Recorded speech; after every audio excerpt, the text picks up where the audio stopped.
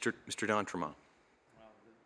This is the first opportunity that I had to address the committee since the Speaker ruled on my point of privilege yesterday, which unfortunately did not go in the direction I wanted it to go. But I guess he said, "Go give it a try in committee and see how it goes there." So again, we know that what transpired last week, that there was a motion that came before this committee to just simply look at the Auditor General's reports and the chapters therein and not consider any other topics that the opposition would be interested in looking at. So in the House of Assembly, I did do a lengthy point of privilege in the House, and I will go over some of this before. But I think Rule 1 of the House and the committees established pursuant to the rules, the proceedings in the House of Assembly of Nova Scotia in all committees of the House shall be conducted according to the following rules. And Rule 2 goes on to state that the Speaker and the chairs of committees shall be guided by the usages of precedence in the House. So in accordance with this rule, as well as Rule 85, last week a motion was put forward by the Government House Leader, if you remember, and it required, in order to create the new Health Committee, required a 2/3 majority vote of the House of Assembly in order to change the rule of the House. 85 says, no rule adopted by the House shall be dispensed with unless by consent of at least 2/3 of the members present. 2/3 of the members of this House or of a committee. Rules govern votes in committees require a simple majority, if you remember many of these rules. So the mandate for public accounts is set out in Rule 62B, which states 62 for greater certainty. B, the Public Accounts Committee is established for the purpose of reviewing the public accounts, the annual report, and any other report of the Auditor General, and I'll underline this part, any other financial matters respecting the public funds of the province. That's pretty clear. And every single member of this House has a stake in it. We feel the Nova Scotians do. And if a government's not prepared to be accountable for all spending decisions, they're not governing in a democracy. You know, as convention of this committee has been for many years, the Liberal members or the government members could have continued voting against topics that they didn't want to come before PAC, or if they found them embarrassing. Trying to limit what topics can even be brought before committee is only part of the mandate established by the House of Rules, and of course that I feel insults me and the opposition members of this House. So the standing orders of the House of Commons expounds further that mandates of committees directed by the House, specifically in Standing Order 108(1)A. This order, because Rule 1 of this House also gets us to secondly look at standing and sessional orders and forms of the House of Commons, enforced at times to be referenced in cases not provided in applying for the rules of the House. So in this regard, I maintain our rules are clear in that you, and I would have appealed to the Speaker a few days ago, but to you, Mr. Chair, have a solemn obligation to ensure that a simple majority of a committee cannot change a rule or a mandate of that committee, and that it must be done according to Rule 85. So I'm going to move this, that my privileges as a member of the Public Accounts Committee were circumvented and rendered null by the actions of Liberal members of the Standing Committee on Public Accounts, when the Liberal majority of members, by simple majority, changed the mandate of Public Accounts Committee according to Rule 62B, and they contravened House Rule 85, which requires 2/3 of the members of this House or a committee to do so. I ask you to look into this, and that the mandate of the Public Accounts Committee cannot be limited other than by 2/3 of this committee. And I ask you, Mr. Chair, to overturn the motion. So my motion is to overturn the motion that was brought forward last week and uphold Rule 62B, and return to the previous long-held tradition to use subcommittee on agenda setting to book topics here at Public Accounts. Thank you, Mr. D'Entremont. As chair of the committee, of course, any decision I make can be overruled by the vote of the committee. Mr. Gordon-Wilson. Thank you. I appreciate the comments by my colleague also. I understand his points, and I would just certainly like to emphasize the fact that the Speaker, I do believe, took this all into account. I am curious from our legal from our legal counsel if that is even an appropriate motion, and I would ask for some guidance on that from our legal counsel. As I understand, any motion can be put forth before the committee by a member, but I will confer with our legal counsel for, just excuse me for one moment. Actually, Mr. Hebb, if you'd like to explain to the committee, perhaps you can answer the question that Mr. Wilson has proposed. If I follow the question and the point by Mr. Wilson, the situation in committee is, first, you cannot raise a point of privilege in the committee. But what you can do is certainly put forward a motion suggesting that there has been a breach of privilege and that the committee not report to the House. And I believe that's what the Speaker said in his ruling, that if there was a report from the committee, which would require the committee to pass a motion raising the point of privilege, except in exceptional circumstances. And in the time I've been here, which is much longer than anybody else, I think, in the room, there's been one occasion when this did happen out of the Law Amendments Committee, where the Speaker did find there was a point of privilege. It was raised by a single member. I'm not sure if I've answered all the question. Mr. Hebb, would it be, for clarification, would this mean that the committee as a whole would have to put forward a report to the Speaker indicating that a member's privilege has been infringed upon?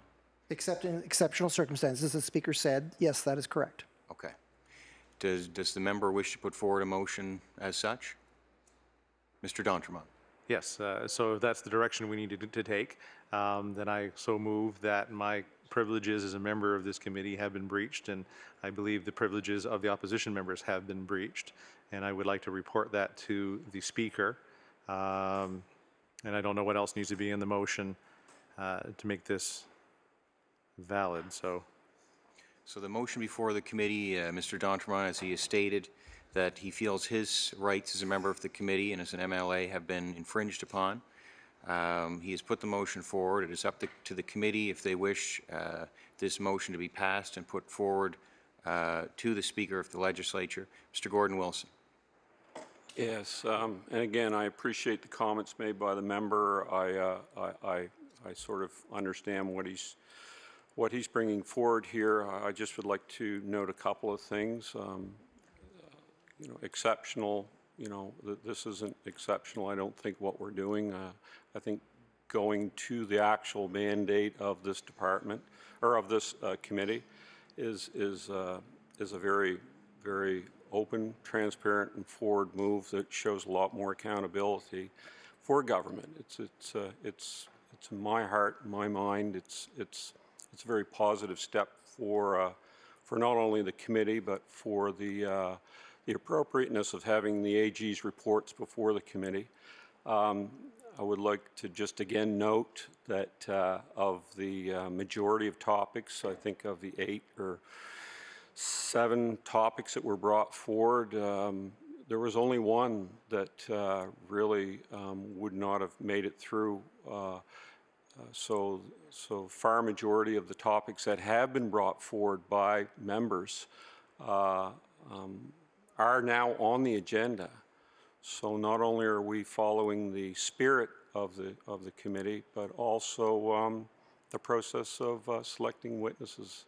And I don't feel that this motion is one that certainly is going to help us move forward. We've heard the ruling from the Speaker, and I do believe that we feel very firm in what we're doing is a good thing for Nova Scotia.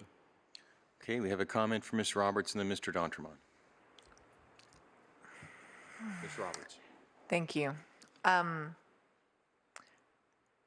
going to accept my colleague, Mr. Wilson's, that his intent may have been to genuinely make this committee work in a better fashion so that we can hold the government of Nova Scotia to account for how it administers public monies. However, for this committee to work in the way that it ought to. It actually requires all members of the committee to be involved in making changes together. That requires goodwill. Tyranny of the majority does not result in I think productive work in a nonpartisan fashion, and it cannot simply be one member or the majority imposing their will because it's in the best interest of Nova Scotians. It simply doesn't function like that. And unfortunately, I think the result of the government's actions, government members' actions last week, is that we are now, instead of having a discussion about how we will set our agenda in an in-camera subcommittee meeting, we now must resort to having that discussion here in public during the committee meeting. So in fact, we're functioning less productively than we would have been. And I think there are very legitimate reasons within the mandate of the Public Accounts Committee to call topics other than Auditor General reports. And I think we have a case of that right now, where it appears that the Nova Scotia Gaming Corporation has misspent public funds. All three parties seem to be in agreement on that, and I would very much be interested in calling the Nova Scotia Gaming Corporation together to understand how did they make a decision to fly 3 witnesses in from out of province to appear at Law Amendments Committee, which is supposed to be a space where citizens get to opine on legislation before the province. So that is, for me, a case in point where we as a committee ought to have the space, the flexibility, the responsiveness to yes, look at public administration of funds in a timely fashion, not simply by saying, Mr. Auditor General, can you please, stretch your resources yet further and put this on the list of audit topics that will perhaps come back to us in a year and a half's time. So that's my comment. Thank you, Ms. Roberts. Mr. D'Entremont. And two points, I think, to the comments of my colleague revolve around this. The subcommittee and the report that came out of that subcommittee had a number of topics that we agreed upon that in some way echoed the spirit of what the member was trying to do, that we did together as 3 parties. And I thought we did a good job of that. And we accept the letter from the Auditor General that we should be looking at more of the chapters that are being brought forward. We accepted that. But in no way do we feel that we should be giving away the opportunity to, as adults, sit around a table and discuss what the agenda should be. And that's where I feel my privileges have been taken away. And I think the member has, communicated the issue that's now just before us. The second thing I want to say is that according to the motion that was brought forward by the honourable member last week, would have us looking at the May report of the Auditor General, not the October report of the Auditor General. So even in that, I think the Auditor General should be ready to talk about his May report and the chapters that are held therein. That's the problem that we now have sitting before us. Thank you, Mr. D'Entremont. Mr. Gordon Wilson. Again, I think a couple of valid points. Just want to clarify, and I know it wasn't really reported by the media, but I did make it clear that this, and I will make it clear again, that this is not meant to stifle other issues that may not be before the AG specifically at that time to come before the committee, that there are several ways they can come forward, either through the legislature, through the AG himself, through us lobbying the AG, and through this committee. And I just want to assure my members that this is not meant to stifle that.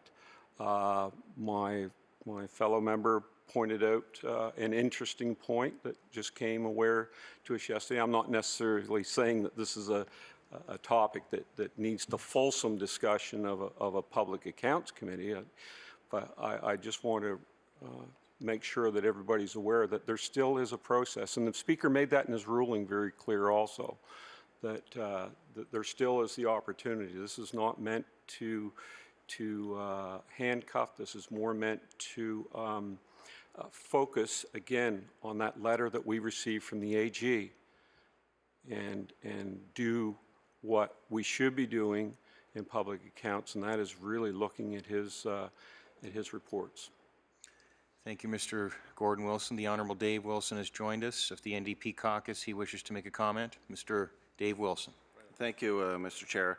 And for those who might be listening or reading Hansard later on, the practice was that each caucus would provide the clerk of this committee submissions and topics of witnesses that we would like to see.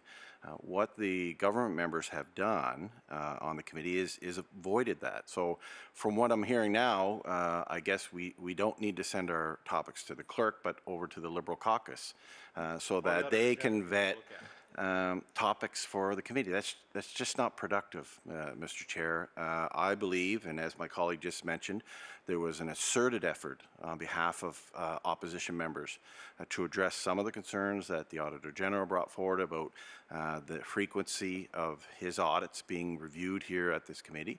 I think we made a genuine attempt when 6 of the 7 topics were dealing with the audits, past audits. And I think it showed a goodwill on behalf of the opposition party to move forward and really have a strong public accounts committee.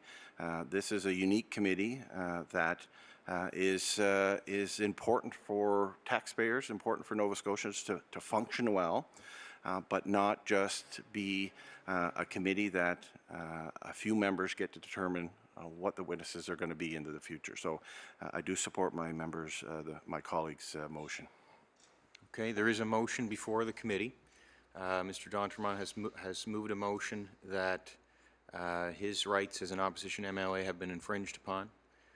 The rights of the opposition members have been infringed upon on this committee, and wishes for a report to be submitted to the Speaker of the House, the Legislature, stating that. That is the motion before the committee. All those wishing to have that communication presented to the Speaker, please indicate by saying aye. Those opposed? So the motion is defeated.